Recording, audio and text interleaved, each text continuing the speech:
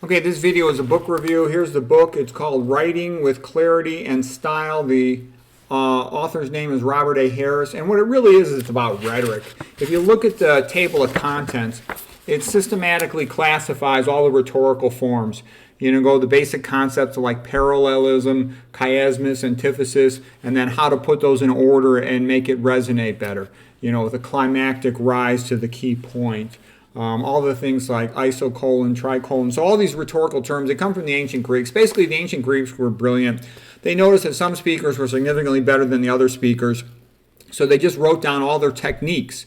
And they gave them these Greek names that are hard to remember. But the idea of noticing what the best speakers do and classifying those things so one can learn from those techniques. And then Cicero, of course, was the greatest orator in Latin, and he went and he translated the Greek books into Latin, and he classified all these oratorical forms. And you know, to speak well was a big deal in the ancient world. There weren't any typewriters or computers or any of this stuff. You had to go up and speak in front of a group of men.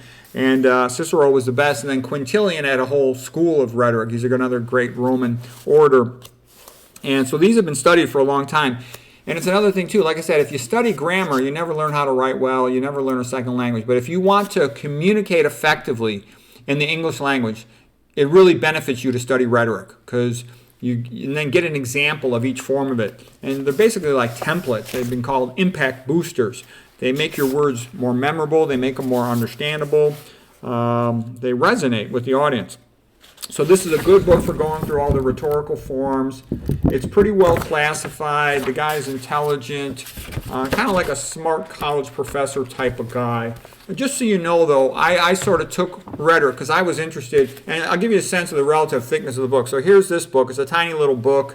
If you just want to learn rhetoric, this is a good book. It's 180 pages.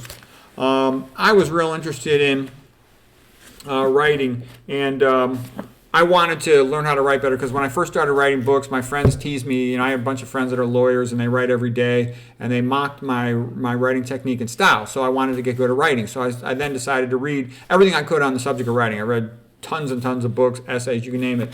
And this book's more like about 530 pages or something. This is my own book, like a PhD. So what I did with the rhetoric was, so my book's going to be more expensive. This is a quick little workbook on rhetoric. This is a big bulky book on how to become a better writer.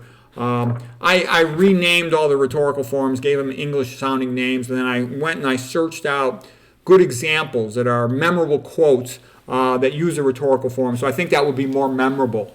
So if you just want rhetoric, go with this, and that's all you need to learn rhetoric. But if you want to learn how to write more sophisticated and a more detailed analysis of rhetorical forms, it'll be in that book. So anyways, hope that's helpful.